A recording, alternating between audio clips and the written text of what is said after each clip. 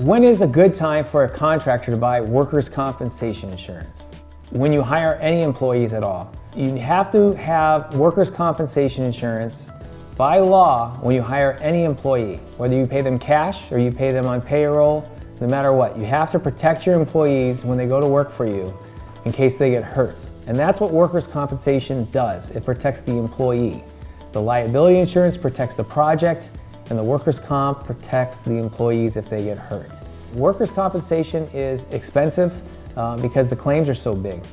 People can get hurt really bad, the medical bills can be very expensive, and so the insurance is expensive. And there's also a lot of fraudulent claims in workers' comp, causing the price also to go up, and that's why the rating is so high. The next step is to understand, how do they bill you for your workers' comp? So everybody in workers' comp, when you hear them talk, any of your friends, any other contractors, they'll say, what's your rate? What rate are you getting right now for your workers' comp? So if you're a plumber or an electrician, or you're a general contractor, which is carpentry, the rates change according to whatever the exposure is. So electrician's exposure is very low. For some reason the claims are not very high and the insurance is much cheaper. Say for electrician, maybe their rate is 13%, and a general contractor for carpentry could be 40%. That's a big difference, but it has to do with basically the claims that are coming in and the exposure that the employee is going through in which he can get hurt. So that's basically how the rates kind of work and how they go about billing for it. So you'll pay a rate on every $100 you hand to your employee.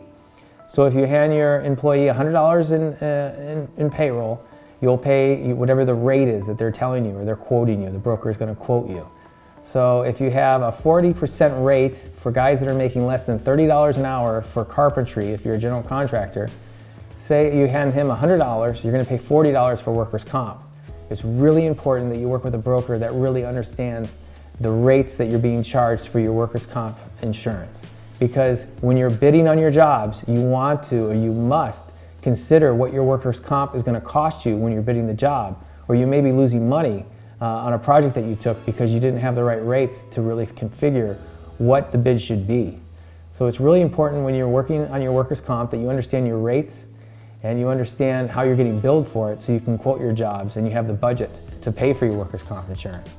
The other thing is never let that workers' comp, as best as you can, lapse. A lapse means that it gets canceled. A lapse also means that there's a break in insurance in the insurance world. They'll say if there's a lapse in coverage, it means that it got canceled or there's no coverage for a period of 6 months.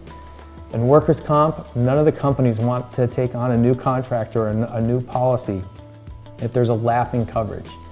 And so that's why most people start off with the state insurance, because they'll take on new ventures, they'll take on people with lapses, they'll take on anybody pretty much. They have to, if the state tells you you have to have workers' comp, they have to give you a place to buy it. And that's why the state insurance is there. And it's in place, and a lot of contractors have to go through the state insurance. Now the state insurance isn't really a bad solution for contractors when they start off. The state insurance is great because you can get your insurance and usually it can be somewhat affordable. The problem is the audit process for most new contractors.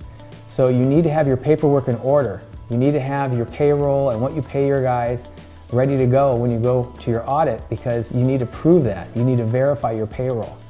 And that's some of the questions of how workers' comp works, how they bill for it, and when you need to get a policy in place. Please feel free to contact me and I'll be happy to answer your questions.